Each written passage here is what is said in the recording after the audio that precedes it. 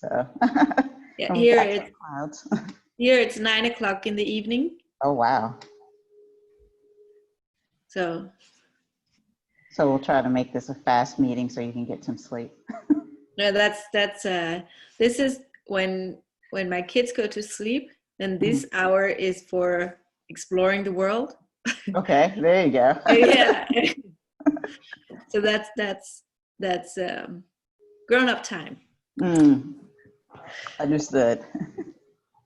You're like, now it's time for me. No, I can do something. Yeah. Yeah. Awesome. Yeah. There are more and more people arriving. Oh, there you go. Hey guys. Hey. Oh, Jose. Hey there. Hello.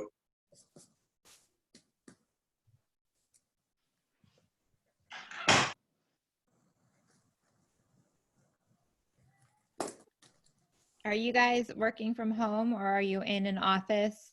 Where are you guys physically located right now? Working from home. You're Been working from home for almost 2 months now. Yeah, me too. I love it. Yeah, same. Working from home. First, I didn't love it, but now I actually into it. Because I get to do so many more things and, you know, I don't get to deal with traffic or anything like that, or even sometimes get dressed. I mean, for work. I do get dressed. Exactly. Were you, Jose, were you like set up to work from home already, like with all your stuff that you needed, files, documents, or did you have to? Yes, like we had most of it. Just before that, I was able to work from home. But the only change that we had to make, the only adjustment is that we purchased a full edition of WebEx to be able to do our seminars and workshops virtually. And but other than that, I was myself sort of set up. Yes. That's good. I had a call with someone yesterday who she was working from home, but her family was just driving her nuts. And so she went into the office. She was wearing a full blazer, high-heeled shoes, all beautiful to be in the office by herself. So you go, Diane. I mean, that was awesome. I was impressed. Here it's in the middle of the living room, next to the toys. Oh.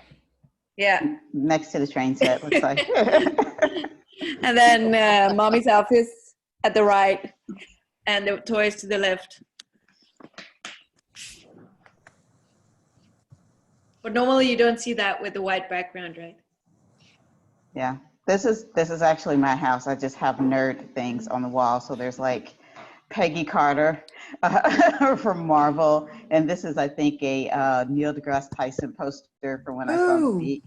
Neil deGrasse Tyson, I'm a groupie. Yes, so I saw him speak here in St. Louis, and whenever he comes, he goes to like a local printmaker, and he has posters made. So I always make sure I get the poster, and that's the Starship Enterprise, USS NCC 1701D. So for those of you that are just as much of a nerd as me, that's Star Trek Next Generation.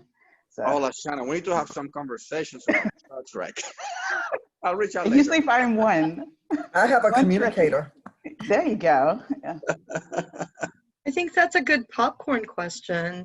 So I don't know. Are we ready to get started, Tiffany? I feel like what your inner geek is about seems like the direction that we're going in. So. Well, I'm ready to get started if you guys are ready. Hello and welcome. And I'm so excited for this session today because we have one of Arkansas's favorites here to talk with us about building an inclusive field when it comes to systems thinking and ecosystem building. But before I introduce the incredible Mr. Donald Wood, that is a good question. So your inner geek, what does that look like? What does that mean to you? I know for me, my husband and I bonded over Battlestar Galactica. That was like 10 years ago. That was my first foray, is that the right word? Introduction into sci-fi and all things space. And so I'll popcorn to Katie because you mentioned your communicator. What else do you have in your tool belt? Well, my inner geek, I think Star Trek, the series are the only like future science fiction things I really like, because I fell asleep on Star Wars 3 times, once on a date. So but my inner geek is really all about digging up worms and lizards and grubs and feeding them to bearded dragons. So I'm like a science, nature science, environmental geek. And I will popcorn it over to Mark just to see went mute. Well, just as I walked in, all I heard was geek. I don't know. Oh, what? See? Okay, well, I'll give you some time. How about I go to Amy? All right. So I think my inner geek is a little different because I haven't, besides Stranger Things, which I'm a really big fan of that show, I geek out in Excel because that was my old job. I was in it all the time. So I love like learning new stuff and how to speak the language of Microsoft Excel. That's my geek. And I will popcorn it to, is it Leva? Yes. My inner geek is speaking different languages, being tech, human, design, and whatever to interact that. And I guess that's because I'm a daughter of an architect, so I geek furnitures big time. I geek shapes and structures, which is also, as I also love the nature science. I geek movements and structures in movements. I'm a former professional dancer. And in the same way, systems thinking comes into the same geeky structural inner geek in me, whether it's the shape of a furniture or the shape and movement of humans and what move people. And I will popcorn it over to Cecilia. Thank you, Leva. So those of you who have been on a call with me will probably tell you that the thing I geek out about, probably more than anything, and I'll be revealing with my background, is I'm a pretty big Springsteen fan. So that's probably an understatement. Up until recently, when I was hanging out with Katie in North Carolina, the only reason that I've been to North and South Carolina a number of times is to go to Springsteen concerts. So I don't know how many shows. People ask me that all the time. I can tell you I've seen him in 20 states and 4 countries. And from one tour, from a rehearsal show to the last show of the tour, in a year I went to, now this is going to totally freak people out, I went to 26 shows. So Wow. yeah, so that's a little bit of geeking, right? So anyway, I will pass it over to Lindsay. I've been trying to think about what I geek out about, and I don't know that I really have anything. I guess maybe data, maybe kind of along with what Amy was saying. I like numbers and I like data. I'm a very detailed person, so I like data.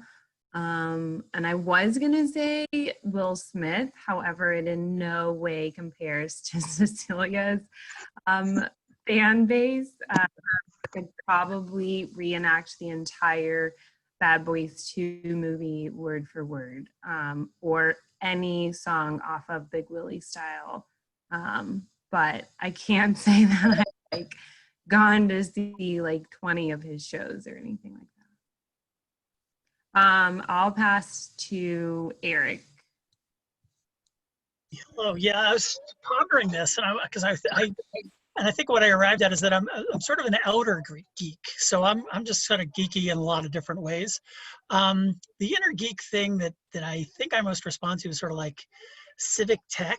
So, governance and, local gov, go local gov. So I'm one of those type folks. And I will pass it to Dia. Thank you, Eric. Let's see, this is probably not the most traditional thing to geek on, but tennis. I've played tennis all my life, and I love to read about it, watch new players, observe new things that are happening. So yeah, let's see who has not gone. Donald?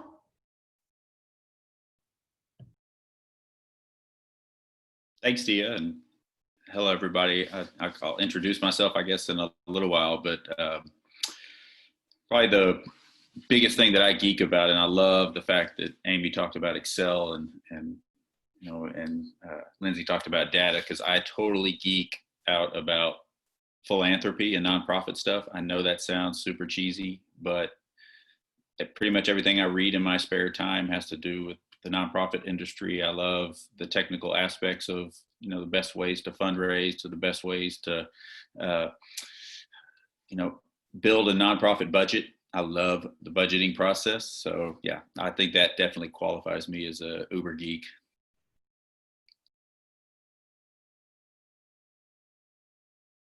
So I think we have Sorry. Jose I and think I Mark got it left. now since I joined. I guess I'll Okay. jump in. Yeah, So, Mark, sorry about that. That's all right. So I think my inner geek is technology, but specifically MP3s, anything around music. I took off my back. I would show you my messy studio here, but I got MP3 players, I got turntables, I got everything. So anything around music, from vinyl, which I'm holding up now, to digital, I really geek out about that. Great. And Lashana and Jose haven't gone, so Mark, pick one of them. Lashana. I already said Star Trek, so everybody knows I'm a big Star Trek nerd. My other nerddom is The Matrix. So I'm into what I found out thanks to Blockbuster. When I used to go in, they actually had a category called psychological sci-fi thrillers. So I actually went to that section and I was like, oh, I've seen like every movie in here except for one. So apparently that's kind of my thing, is psychological sci-fi thriller. So I'm super excited about The Matrix 4 coming out at the same time as John Wick 4. So I'm going to be watching them like side by side, probably like a double feature or something like that. And I mean, that's pretty much it. Oh, and for music, I have been a Janet Jackson fan since early 90s. I've been to every single concert that she's had since 1994, with the exception of I did not make it to the Las Vegas tour, which I heard was kind of an amalgamation of other tours. So I was like, oh, then I didn't really miss anything. So that's kind of like my big thing. And Amy, I'm kind of wearing the Camp Nowhere shirt here from Stranger Things. So that was kind of like my my other geek thing that I got into not too long ago. And I will go over to Jose. All right, and the thing that I geek out about is I'm really into superheroes, and that's something that relates to what's happening right now with the first responders. I mean, first responders, those of us who work in the nonprofit field, social workers, teachers. I mean, they're all superheroes. So I'm really into superheroes, and it definitely relates to what we do here. That's excellent. Did we get everybody? Does that include you, Tiffany? You shared?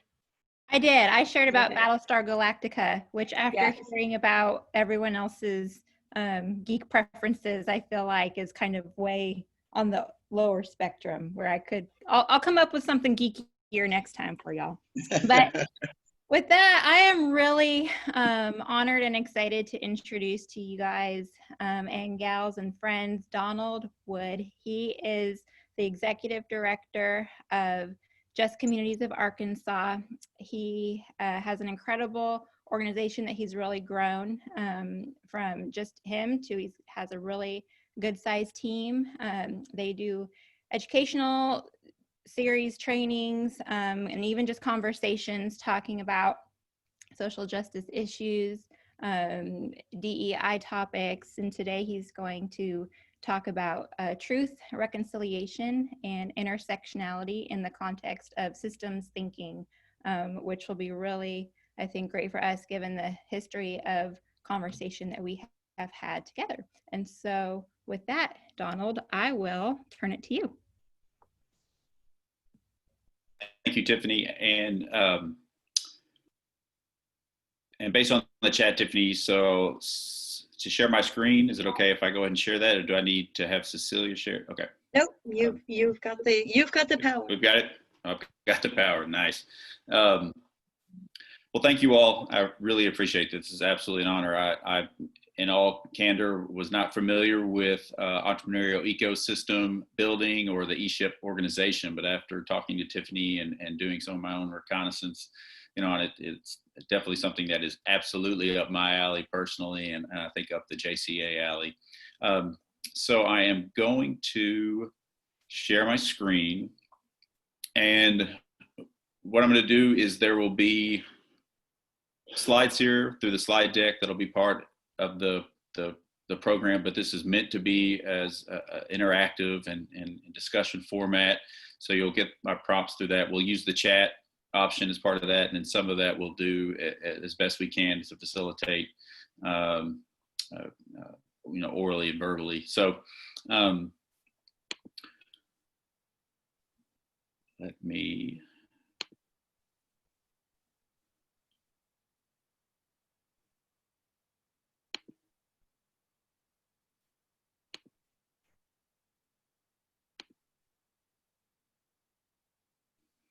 So is everyone seeing now slide deck?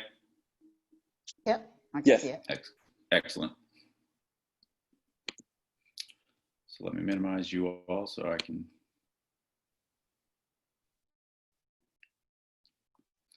Well, great. Well, what I wanted to do is build off what I learned from talking with Tiffany and from the website, from the goals of your playbook 3.0, and particularly the an inclusive field goal. So, this model that you all have, this referred to as your playbook 3.0, is, as you all I'm sure have talked about quite a bit, is so similar to the concepts and models and the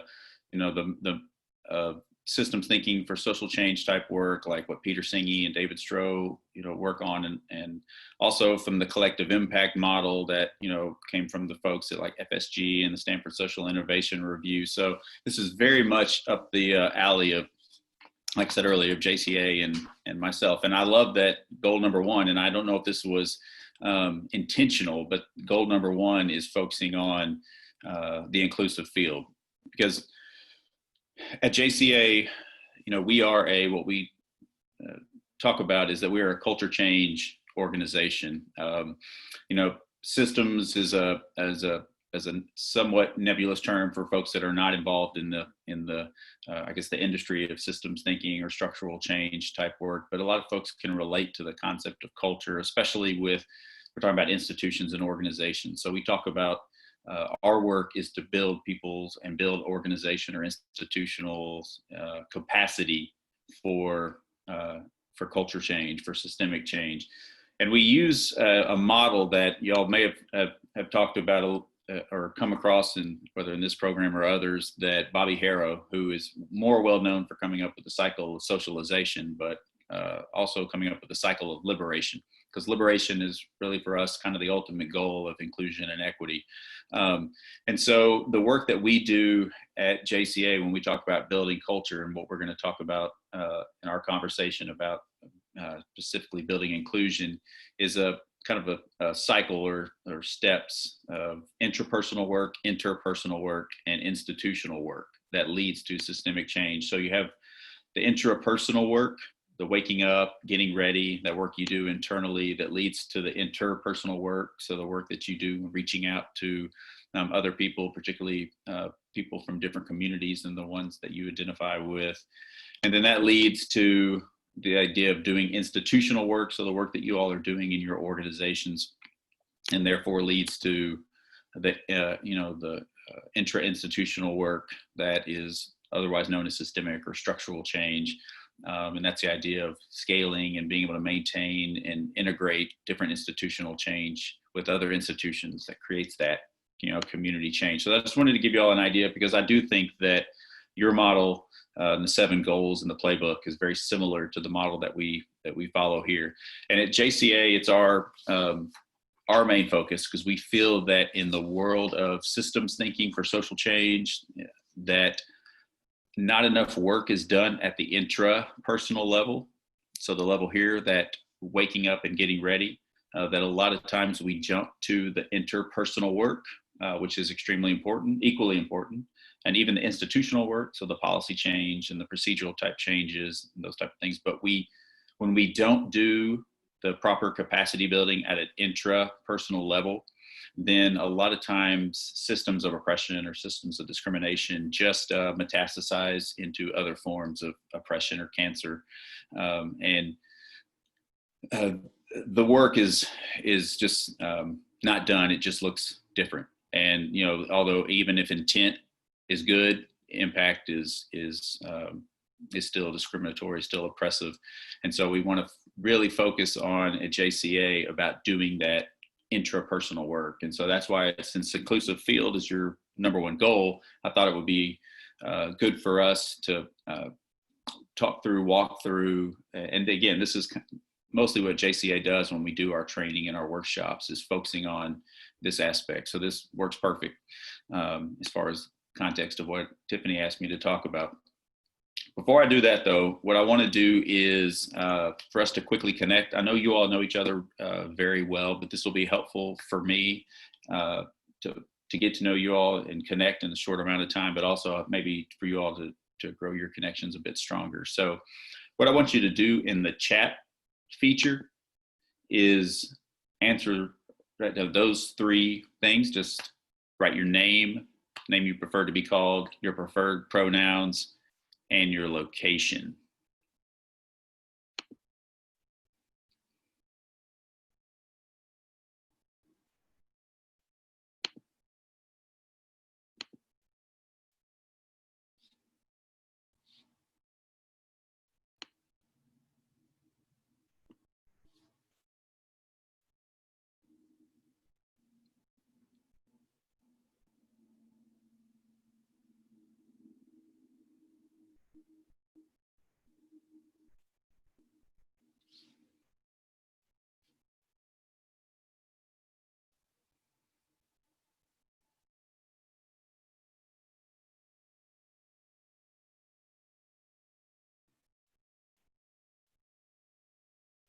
Let's take about 30 more seconds.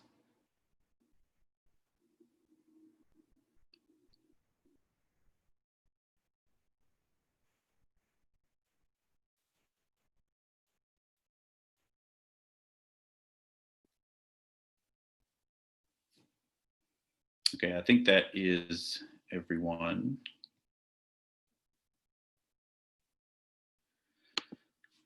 Okay, now I want you to write down in the chat again, what's one way that you are caring for yourself and or others right now? What's something you're doing from a self-care standpoint and or doing for others in your life?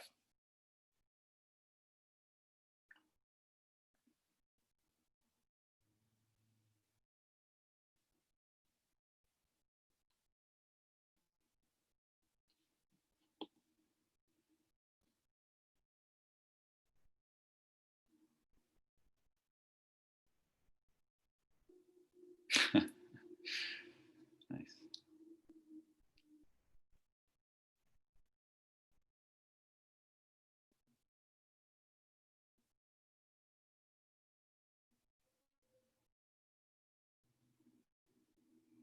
Great.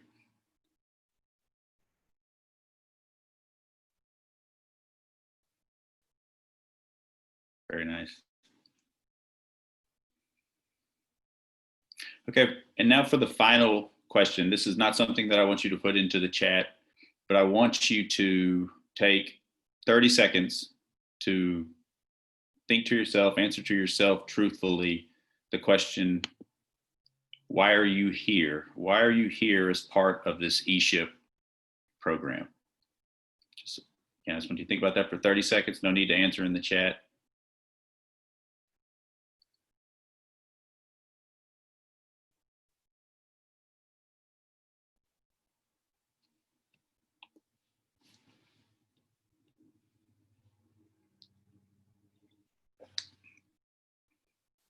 A few more seconds.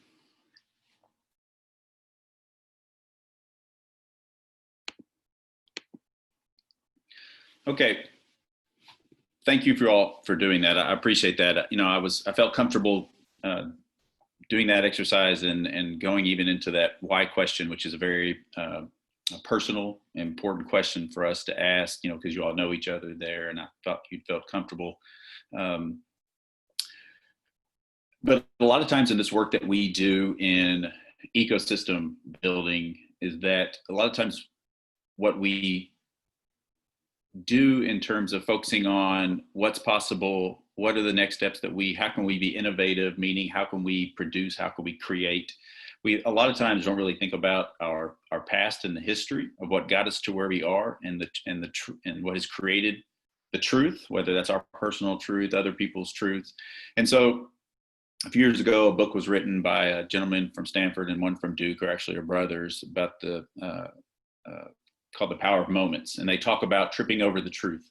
And this was an experience that I had, that I'm sure all of you all had, and a lot of times it's multiple experiences, but it's something that is critically important if we're going to be inclusive leaders, if we're going to lead towards ecosystems that are equitable. And when we talk about, and me personally, tripping over the truth, one example is I used to run a hospice and palliative care foundation. And we were doing an executive seminar, and a gentleman from Duke Divinity School, Richard Payne, started off a breakout session that I was in with this quote that you see in front of you here.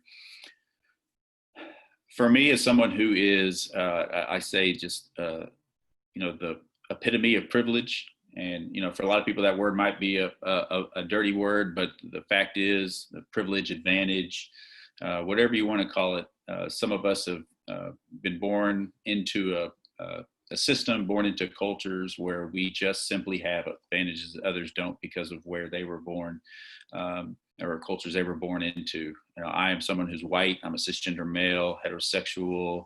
I was born relatively, and still am, relatively able-bodied, and born into a middle-class home.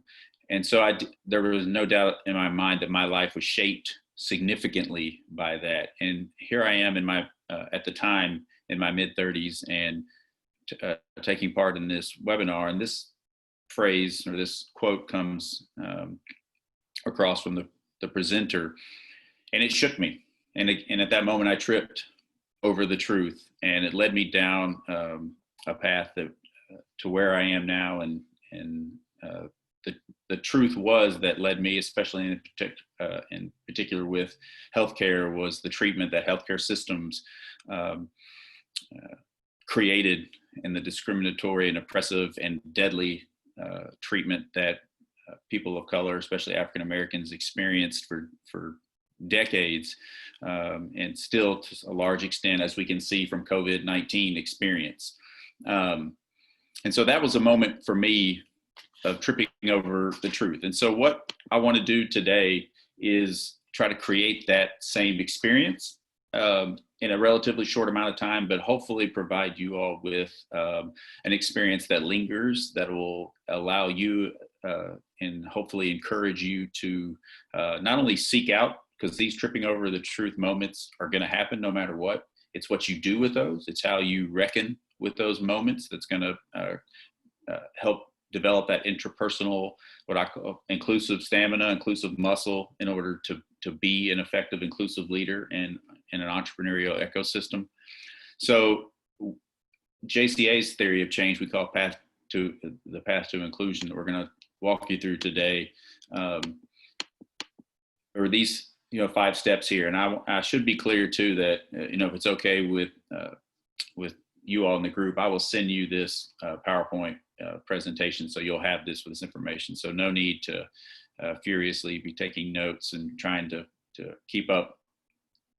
But I just wanted to let you all know that, this is sort of the framework that we use for this type of work, that we've, after 57 years of doing this, feel the most effective way at this point to get people to the point where they can trip over those truths and then utilize that in order to be inclusive leaders. So real quickly, I know that you all have done this kind of stuff with other workshops and seminars, but this is critically important. And it's really, I think, important in terms of virtual experiences. But if there's anything you want to put in the chat room that you all need in order to feel as courageous as possible, at JCA, we don't say that we create absolutely safe spaces, because I can't control what comes out of somebody's mouth. And who knows, sometimes intent does not equal impact. And so this might be a conversation that is triggering. This might cause some sort of trauma, re-traumatization. I hope not, and it's my job, and as a professional facilitator in this area, do my best to not do that, but it helps for us to kind of understand if there's any norms that we can agree on. These are some of the basic ones that we utilize at JCA that come up. I want to point out, I've already talked about intent does not equal impact, and how critically important that is to realize that sometimes the word lands differently than we intended, and that's okay, and how we respond to that. But also, I hope you all know, because this is, my word is that nothing that you say here will leave this space. And we call that the Vegas twist, because what's said here doesn't leave, but what you learn here should leave. But I hope this is a sacred space for you all, and you feel psychologically safe enough to share difficult truths so other people can hear those. But what's also important too is, from a virtual experience, I hope that we do our best to cover these agreements or guidelines for a virtual experience. The last one, maybe most important for me, this is actually my first virtual workshop I've done since we've been quarantined. So I appreciate you all letting me do this, and I appreciate your grace and patience with me as we do this kind of virtual experience. But in all seriousness, this is extremely important to the work that we do, whether we're doing a 30-minute discussion or we're doing a 3-day retreat, to let people know that we are trying our best to make sure that people feel psychologically safe enough and courageous enough to really bear the truth, because the truth is really hard, as we'll learn, or we don't already know. So to trip over the truth, one thing that JCA that I hope that you all are doing in this work is taking the time to realize that obviously words matter, impact matters more, but what matters the most is mutual understanding. So when you all talk about inclusive field or all the other different areas, you're going to be discussing a lot of things descriptively, giving definitions, but a lot of times what we do not do, and this is an act of being a conscious listener and being an inclusive leader, is to explain. And the idea of that explanation is not showing off, it's not trying to be a one-upper, but it's inviting folks in to come to an understanding. Now, that does not mean that there's mutual agreement, but it's extremely important that, in the work that we do, that we're not just dropping definitions and descriptions, but we're taking the time to explain in order for folks to come to a mutual understanding. Because we can, again, it's kind of skip to the interpersonal and institutional work, but if we don't do the work of coming to some sort of understanding about the basic concepts and topics that we're talking about, we could get too far down the road and then realize at some point that we are not on the same page and have wasted a lot of time and energy and maybe even burnt bridges. So this is not meant to be insulting to anyone's intelligence. I do this in almost every single workshop, seminar that I do with folks that JCA has not worked with, and 99% of the time, there is a learning lesson here for folks. And so I do this because it also demonstrates the power of explanation versus just assuming we all know what diversity, equity, and inclusion is. And I'll kind of go into a little bit more about the dangers of having those assumptions that we all know and agree on the same definitions of these things. And, the word diversity, simply means, in the context of, I think ecosystem work is representation of all different kinds of types of identities and differences. When we talk about equity, what we're talking about is really kind of a structural component, and that ends up in some sort of access, equitable access, equal access for folks. So we're talking a lot about the institutional things here, the policies, practices. And we talk about inclusion, which is, the term for this goal, inclusive field. This really is the act of, creating a culture where people feel that they belong, or feel that their voice matters. Not just that their voice is heard, but their voice matters, that they feel like they are valued and respected. So it's very much a feeling when we talk about, inclusion. When Nelia Rivera, who's with her own consulting company now, I read an article recently that she wrote, and she talked about that analogy that we hear a lot about. Sometimes you hear about the dance, or you hear about the table when people talk about diversity, equity, and inclusion. And she gave this quote here that really, kind of struck me in terms of that analogy. And I think a lot of people don't really think about in depth about what we mean by, people that are having a chance to come to the table. And I'll send you this article as part of the resources, but just recently BYU came out with some research that talked about the fact that just inviting and having women at the table, and they did the study over the top 10 accounting programs at universities across the United States. And just having women at the table, does nothing for creating a sense or a culture of inclusion and equity. So in terms of the table, we're talking about diversity being invited to the table. Equity, what we mean is that's actually not having to be invited to the table. That means that, that there are policies, procedures, and things that are in place to make sure that that table is just as much accessible to you as to anyone else. And then inclusion is just the feeling, again, that you belong at that table and that your voice matters to the conversation. So I hope that when you all are talking about inclusive field, or inclusion in your organization or your community at all, that you're not getting confused with just diversity, because a lot of times we feel like that if we add a person or two to a system that is someone that does not, look like me, or somebody that is not part of the, the traditional cultural norm, that will just beget inclusion. And that's absolutely not the case, whatsoever. So all of these three areas of systems change are not mutually exclusive, but they all work, together and enhance, each other.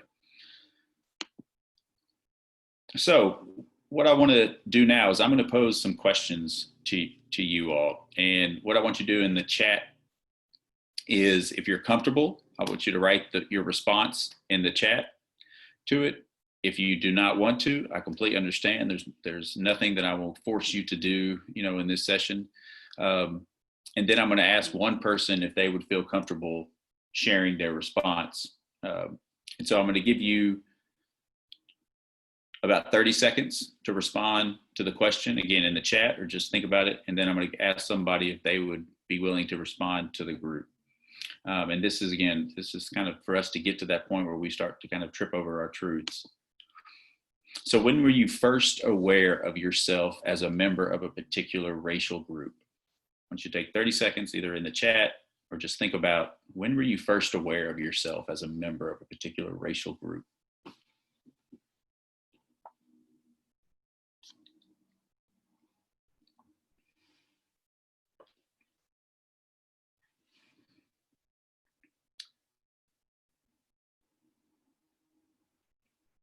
And I'm looking at my time clock right now, stopwatch.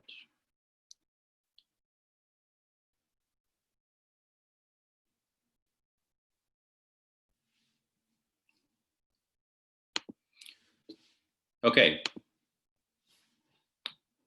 And I'm gonna give everyone an opportunity. I have 7 questions here, and so I'm gonna try to give everyone an opportunity. I'm not gonna be able to, that's why I wanted to make sure everyone had a chance in the chat to write, but I wanna get one person, we can do this again popcorn style, but one person to share 30 seconds, your response. When were you first aware of yourself as a member of a particular group?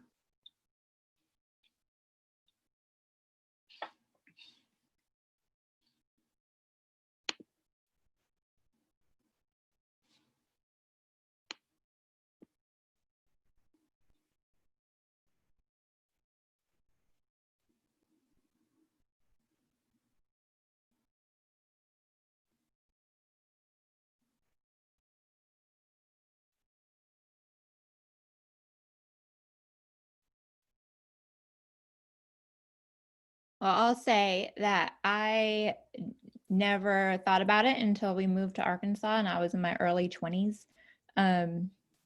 This just wasn't a conversation that I had at California with my family. And it wasn't until really getting into the workforce and hearing other people have these types of conversations where I started to think about groups and even cultures and traditions, because even that wasn't something that I brought with me when we moved. So, okay. Thank you, Tiffany. Appreciate that. All right, for the second question, again, feel free to type in or just think about, when were you first aware of people from other races? And which races were those? When were you first aware of people from other races, and which races were those?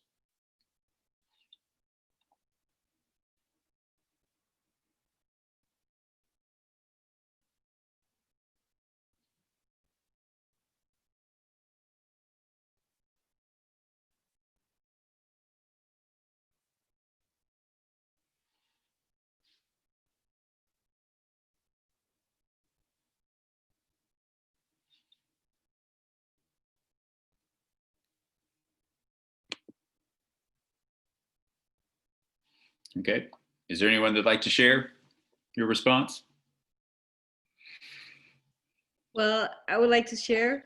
I just wrote that at the age of 6 in school, there was this non-white kid at school. That was what he was called in the beginning. He was, that was actually rather racist when I think about it. He was adopted from Korea and was as such raised in Denmark, but he was the only child at school that was not, let's say, Scandinavian white person. So he was either called a non-white or the adopted one. We did not even talk about him being from Korea, and he didn't identify himself as such when we talked about it, as he was raised in Denmark. But that was actually also that the teachers, when I talk about it now, I'm like, why did the teachers not step in and say something? But that was actually how, as kids, we spoke about the non-white or the adopted one. Yeah, thank you. Okay, third question. When was one of the first times you witnessed someone being treated differently because of their racial group?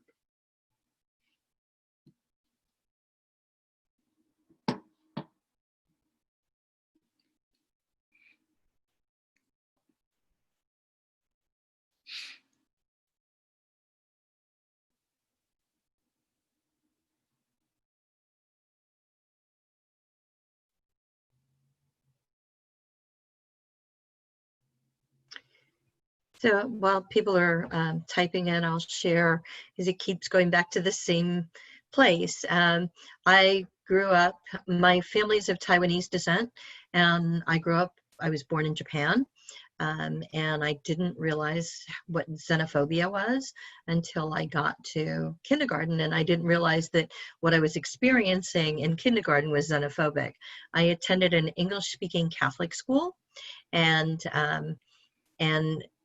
there were people like me who were of different descent than the Japanese, who were the people of that area. But because it was an international school, there were kids who were Indian, there were kids who were Filipino, there were kids who were Caucasian, and I didn't realize it then, but I think I realized it.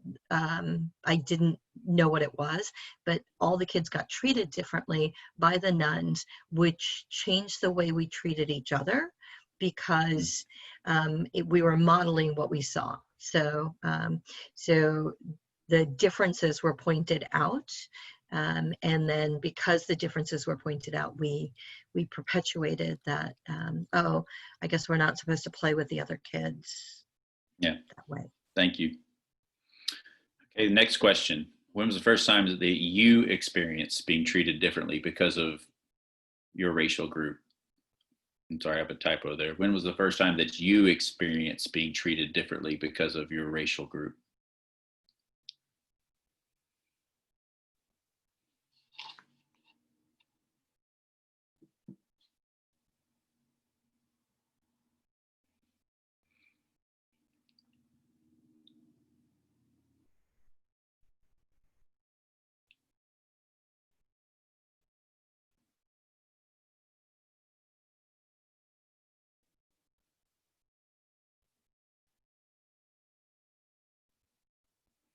Okay, is there anyone who'd like to share? Yeah, this is Mark. I'll take this one. I Yeah. think for me, it was high school. I was fortunate to go to a prep school on scholarship and financial aid. But with that, you had to do certain tasks and different work studies. So I don't know, it was somewhat both race and class, but I noticed that I was being treated differently because of how I got access to school by certain teachers and certain folks within the administration. Okay, thank you. Okay, next. What about your racial identity are you most proud of? Or when was the time you were very proud of your racial identity?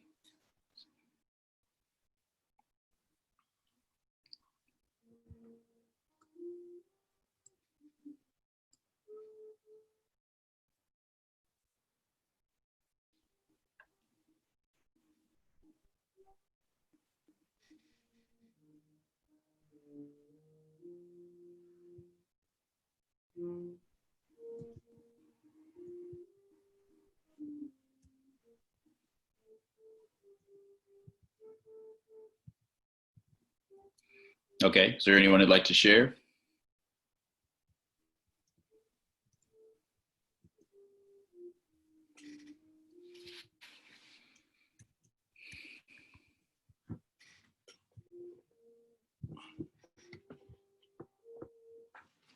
I'll go ahead and go.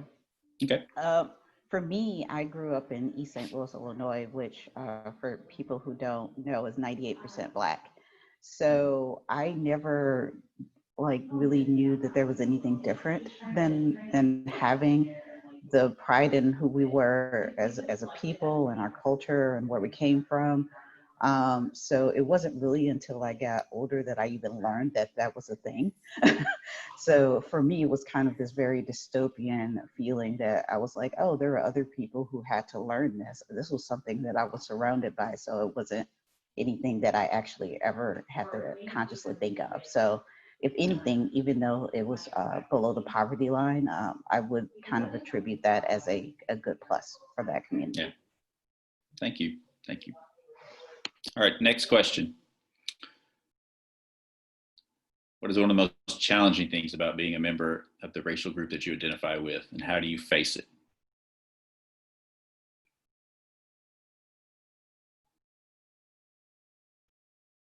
And I'll take this one. This is Jose. Okay, thank you. So that's an interesting question. I was talking to my wife about it the other day. I think the most challenging part of it is, since I'm living in, this is my adopted country now, it's actually helping my demographic, my fellow Latinos moving here, helping them become assimilated to the new culture. Unfortunately, a lot of us who are immigrants, we're always stuck in the past thinking, oh, this is the way things were in my country. I'm just gonna stick around my people and speak my language. And, we tell them, in my case, I try to tell them, listen, you are living in a community, a microcosm of several cultures. You should really get used to learning a little bit the language, a little bit about the other cultures, about, getting to know the US culture, so that you are, because now you're part of a whole community. So and I found resistance in that, and I disagree with my own people, because if you're living in a new community, you should learn the ways of the new community. So that's actually been the hardest thing about that. Great. Thank you, Jose. All right, final question. What, if any, significant events that are related to your race have happened in your lifetime?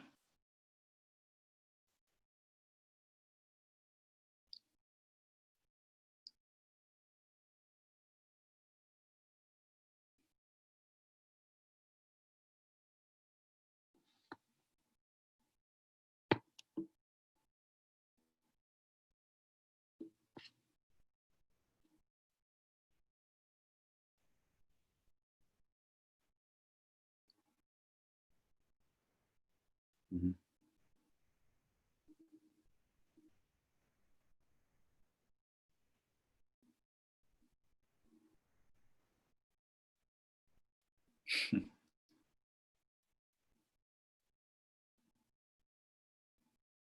Okay, is there anyone who wants to share your answer? Someone who hasn't had a chance or hasn't spoke yet?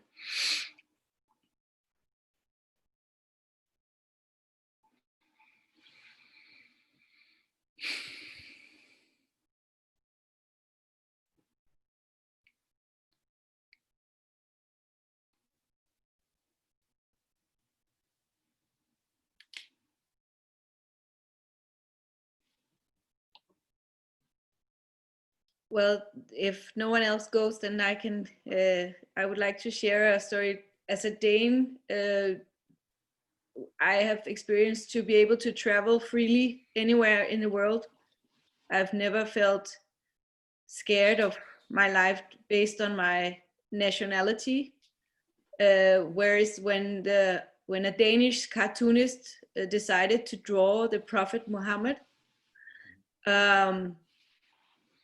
suddenly I was threatened on the streets when traveling abroad for being a Dane and having to, so threatened on my life, having to defend or represent that drawer who drew the Prophet Muhammad because I was a Dane.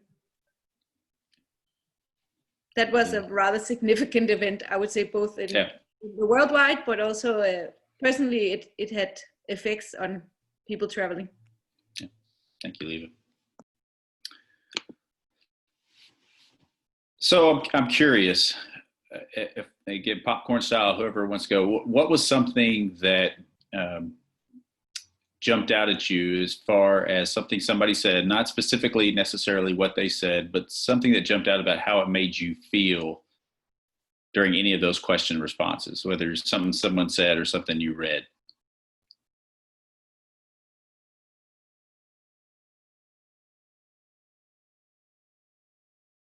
I'll say that I think often we have the privilege as a white person of not thinking of our race. And so sometimes when asked questions about being white, you feel like this question's not for me, but I tried to answer them as honestly as I could because it is my race, right? And it does come with privilege, but I still have answers for those questions. Yeah, thank you.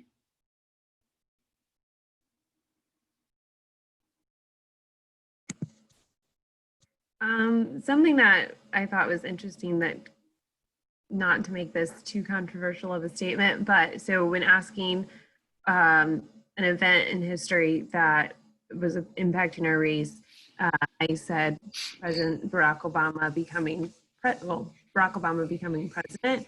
And then there was the comment about our current president and how he's a racist white president. And I just often think about how historic it was for Barack Obama to become president, and there were many African American and Black people who voted for him solely because he could be the first Black person in office, and understanding how much of that got us to the racist white president that's in office today, and how many people voted for him just because he was a white male or because he was their political party, whatever it might be. And so how it's kind of looked at as a positive when we got the first African American president, but also like how is that then carried on to other elections? Yeah, thank you. Anyone else before I move on?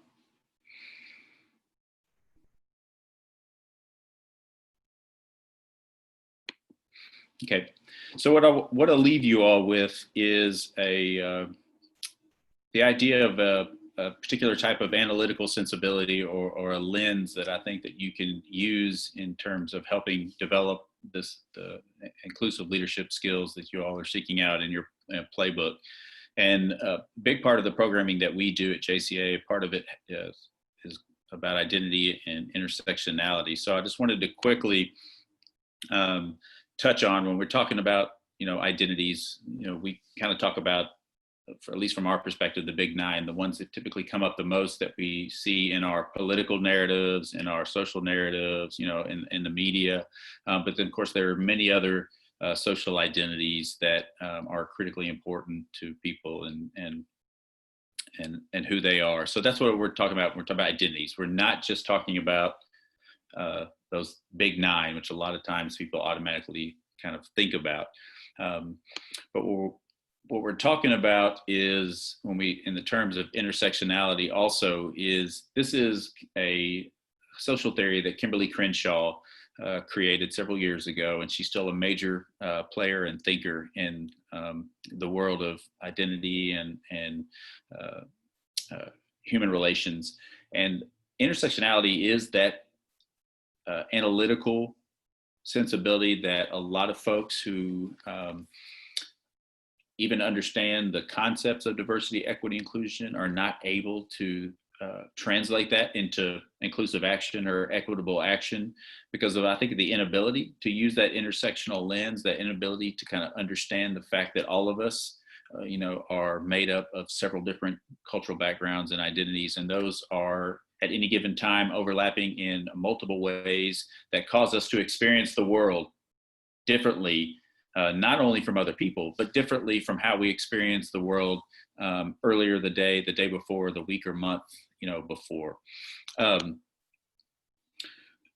What I want to do quickly is, if we think about this question, what happens when our identities intersect, and how do we start to develop that intersectional sense of analysis to kind of help guide our ability to be inclusive leaders. I want y'all to I want you to close your eyes for a couple minutes, for 1 minute, or look down at an object on the floor if you're not comfortable closing your eyes. But I'm going to take you through a series of questions that I want you to think about. There's the reflective questions that I want you to think about regarding how you began your day today. So give me 1 minute, and I'm going to read these questions, and I want you to think about how you respond to these questions. First, what time did you wake up this morning? Is morning time typically when you come home from another job? Did you have to wake up early to make time for prayer? Were you responsible for waking up children or parents or a partner?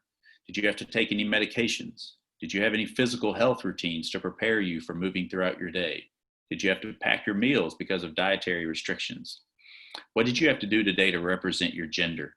Did you have to style your hair? Did you worry if you wore your hair naturally, you'd be viewed as unprofessional? Did you have to style your makeup? Did you have to do any binding or enhancing to make sure you represented your gender? Did you have to worry today if the webinar would be accessible? Did you worry, did you question if this presentation would be in a language that you could understand? And after this workshop, do you have another job you need to attend to for extra money for bills, loans, or to send home to family? Okay, you can open your eyes now or look up.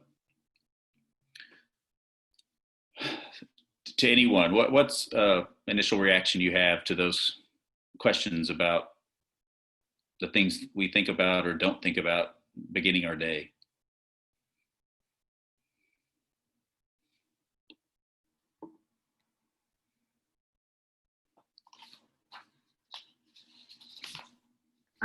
I really appreciate the questions and really put in perspective how, just to give insight to what other people might have to go through.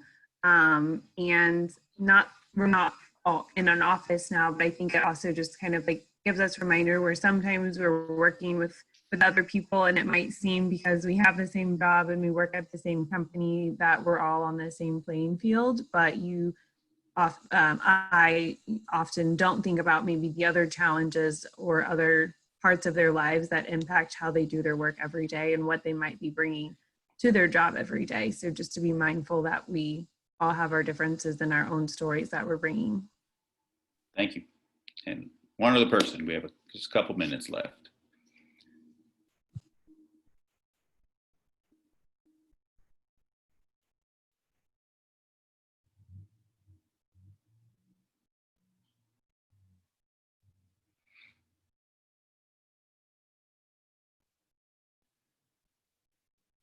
I think they're going to be polite and we're going to be mindful of time. So Yeah. I just wanted to give you an appreciate opportunity to wrap up. And I know that Yeah. some people unfortunately have back-to-back calls, which we're trying to get in a better cadence of. So Yeah, I understand. I also have another call too. So I appreciate that. Yeah, this wraps it up. I wanted to just allow plenty of time for us to have, discussion. So I appreciate you also very much. And I will send this information out for you to have, and my contact information will be there. Feel free to follow up with me if you have any questions, concerns.